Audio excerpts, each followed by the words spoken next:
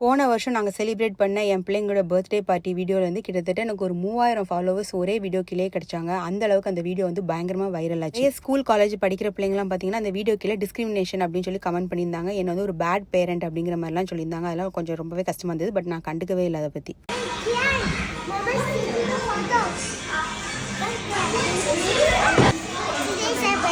எப்போவுமே வளர்ற பிள்ளைங்க கொஞ்சம் பேரண்ட்ஸ் பேச்சு அந்த அளவுக்கு கேட்க மாட்டாங்க, ஒபே பண்ண மாட்டாங்க, ஃபர்ஸ்ட் ஆஃப் ஆல் ஒழுங்காக படிக்க மாட்டாங்க. அந்த மாதிரி சில ரீசனுக்காக தான் லாஸ்ட் பர்த்டே நான் செலிப்ரேட் பண்ணல.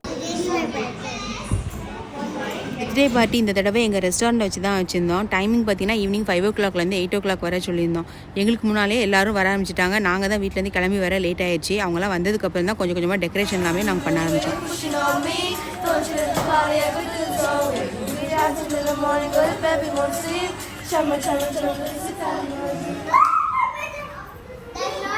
போன வருஷத்தை விட இந்த வருஷம் அவளோட பிஹேவியரில் நல்லாவே சேஞ்சஸ் இருந்துச்சு. வீட்டு வேலையெல்லாம் ஒழுங்காக பார்த்தா, சொன் பேச்சை கேட்டா, ஒழுங்காக படித்தா. ஸோ அந்த மாதிரி ரீசனுக்காக இந்த வருஷம் அவளுக்கு பிடிச்சமான கேக் ஆர்டர் பண்ணி ஃப்ரெண்ட்ஸை இன்வைட் பண்ணியிருந்தோம்.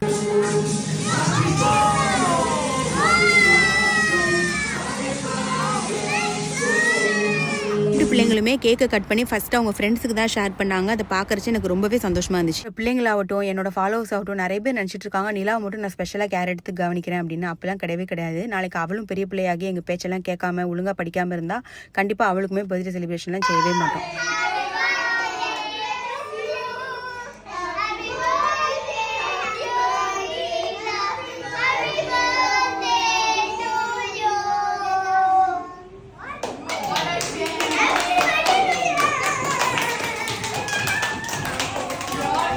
நிறைய பேர் என்ன பண்ணுவாங்கன்னா கெஸ்ட் எல்லாம் கூப்பிட்டு வச்சுட்டு ஃபேமிலிக்குள்ளே கேக்கை மாற்றி ஃபீட் பண்ணிட்டு இருப்பாங்க. ஸோ அந்த மாதிரி பண்ணுறது எனக்கு சுத்தமாக பிடிக்காது. அதனால் நான் அதெல்லாம் எப்பவுமே பண்ணுறது இல்லை. அதையும் கவலைப்படாமல் திங்க் பண்ணாமல் உனக்காக யார் வராங்களோ அவங்க தான் உன்னோட ரியல் ஃப்ரெண்ட்ஸ் அப்படின்னு சொல்லி நான் அடிக்கடி அவளுக்கு சொல்லி கொடுத்துட்டே இருப்பேன். ஸோ அந்த விஷயத்தில் என் பிள்ளைங்க ரொம்பவே ஸ்மார்ட்டு. பலவள குழப்பம் நிறைய பேர் இல்லாமல் அவளோட க்ளோஸ் ஃப்ரெண்ட்ஸ் மட்டும் நிறைய பேர் வந்திருந்தாங்க. வந்திருந்த கெஸ்ட் எல்லாருக்கும் ஃபுட்டு ஸ்நாக்ஸ் இப்படின்னு எல்லாத்தையும் ரெஸ்டாரண்ட் ஆஃபர் பண்ணியிருந்தோம். அதெல்லாம் நான் வீடியோ எடுக்க சுத்தமாக மறந்தே போயிட்டேன். பெரிய பொண்ணு இருக்கால அவளோட ஃப்ரெண்ட்ஸ் மட்டும் வீட்டுக்கு ஸ்லீப் ஓவர் அப்படிங்கிற மாதிரி வந்திருந்தாங்க.